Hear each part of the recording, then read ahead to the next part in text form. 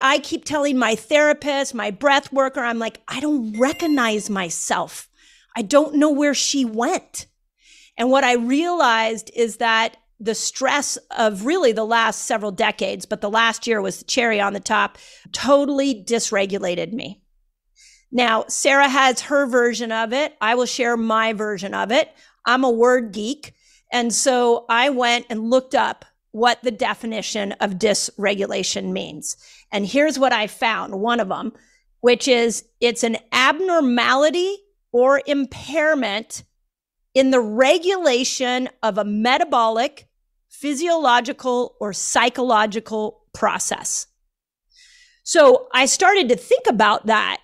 And I was like, wait a second, not being able to metabolically flex, that's a dysregulation. If you can't go without food, you are in a and you are hangry and not able to fast. You're in a metabolic state of dysregulation.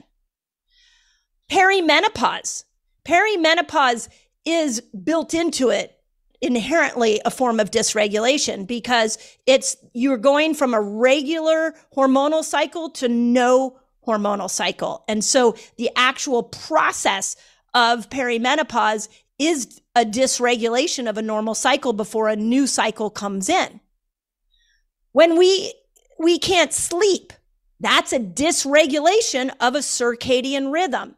When we are, I actually, and again, this is like fresh off my brain, as so many of us are playing with bioidenticals and HRT, I want to make a really bold statement here. That is a dysregulation. When you look at what other countries are doing, they don't go into HRT to the degree that we do. The reason we have to go into these bioidenticals and creams and troches, and the reason it's such a hot topic in the United States is because we're so freaking dysregulated.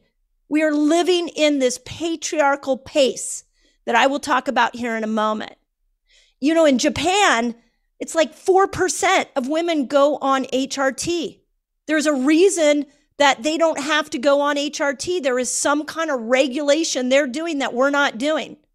Our food system is dysregulation. Our ability to access information is creating dysregulation.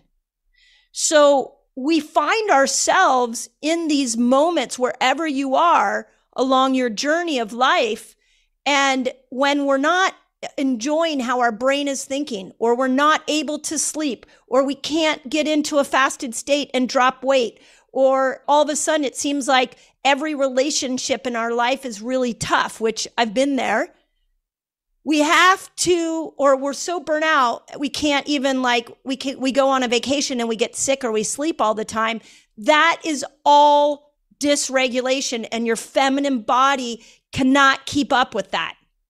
And when we look at all the diseases that women get, like autoimmunity, 80% of autoimmune problems happen to women, not men. And 50% of women going through menopause end up with a thyroid problem.